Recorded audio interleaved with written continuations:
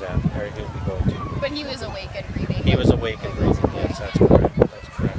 Do you know if it was a lifeguard who pulled him out? It was a lifeguard that pulled the attendant out. It was a fourth-year lifeguard, and there was another.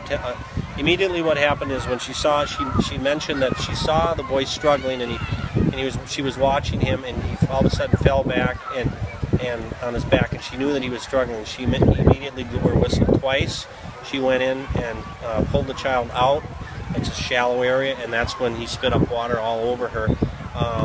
They then brought him out, laid him on the deck, and his heart was racing, and then the other lifeguard in position did chest compressions and then exasperated some more water at that time, and then they just felt at the time he was struggling a little bit, and that's when they decided to call 911. So the one thing that I do, people, when they think about the Fargo Park District, it's fun and games, but that's why we have rules at the pools, and we follow our rules very, very strictly, because if our lifeguards are not paying attention,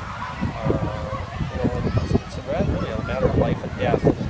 When I was meeting with the managers and the staff, they'd already had the incident report filled out. They did their EAP yesterday, which is their emergency action plan for pull-out, so they just rehearsed it yesterday. And then they're going to have a debriefing at 5 o'clock with the managers and the staff. So I'm very proud of our staff.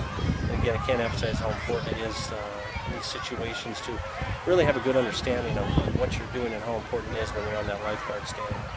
And for a day like today, when it is at capacity, is there any kind of ratio you need lifeguards to kids or anything like that? Yeah, we had 10 up. We were just, because of capacity, we were going from 10 up to 11 up lifeguards, which means our pool was at capacity, and that's the most lifeguards we have on at one time. But certainly on the hot days, that's when you get the most kids. It's when it's the hottest weather. It's when they may be getting a little bit more daring or may want to get in a little bit deeper water. There's more kids in the area. So that's typically when these types of pullouts happen. They don't happen often. They might be sometimes one or two a year, sometimes none for 3 years. It just kind of depends on. So.